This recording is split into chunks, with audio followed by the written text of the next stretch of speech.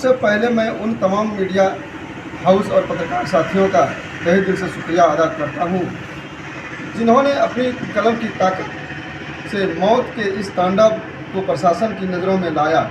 साथ ही मैं गोड्डा की देवतुल जनता की ओर से हमारे अभिभावक और कांग्रेस विधायक दल के नेता माननीय श्री प्रदीप यादव जी का कोटि कोटि नमन धन्यवाद करता हूं।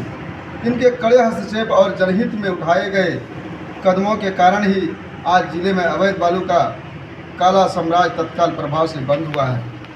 आज उनके प्रयासों का ही नतीजा है कि क्षेत्र की सड़कों पर शांति और लोगों को अपने जान माल की सुरक्षा का एहसास हो रहा है।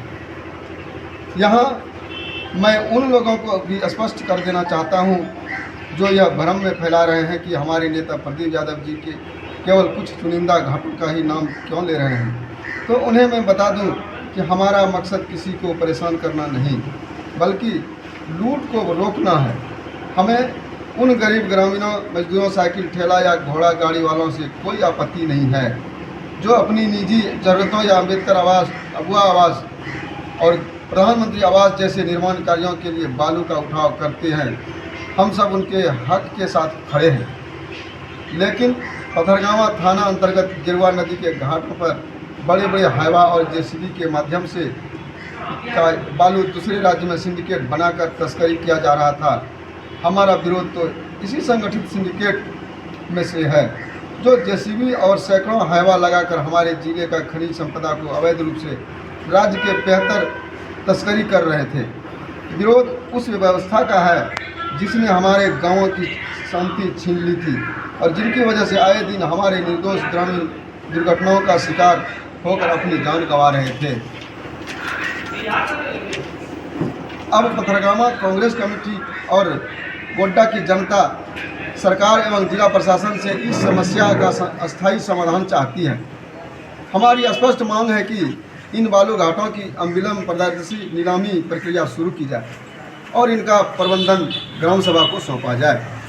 जब स्थानीय ग्राम सभाओं के पास अधिकार होंगे तभी इस अवैध लूट पर पूर्णतः अंकुश लग पाएगा और स्थानीय स्तर पर रोजगार के साथ साथ सरकार को उचित राजस्व भी मिलेगा। यह व्यवस्था लागू होने से इलीगल उठाव की जड़ ही खत्म हो जाएगी। अंत में मैं प्रशासन और उन भूमाफियाओं को यह कड़ा संदेश देना चाहता हूं कि आज जो शांति बहाल हुई है उसे हमारी कमजोरी न समझा जाए। यदि भविष्य में यह अवैध कारोबार और हैवा का आतंक फिर से शुरू हुआ तो पथरगामा प्रखंड कांग्रेस कमेटी आम जनता के हितों की रक्षा के लिए सड़क पर उतरने को बाध्य होगी। इस मौत के व्यापार के पूर्ण इलाज के लिए हम एक ऐतिहासिक आंदोलन का बिगुल फूकेंगे और हम चाहेंगे कि उस जन आंदोलन का नेतृत्व जनप्रिय नेता श्री प्रदीप यादव जी से करें।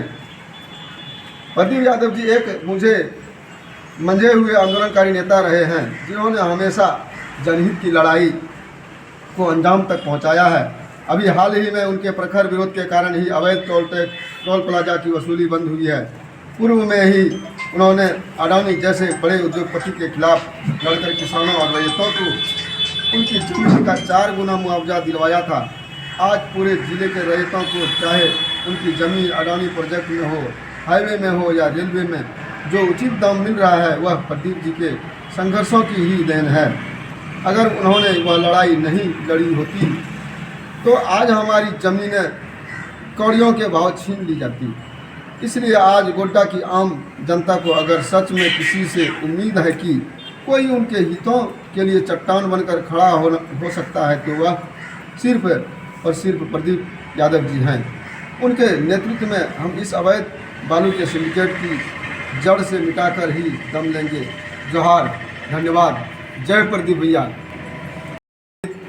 पंचायत समिति ग्राम पंचायत बिसाहा और पार्टी में प्रखंड महासचिव कांग्रेस। आपको सवाल पूछना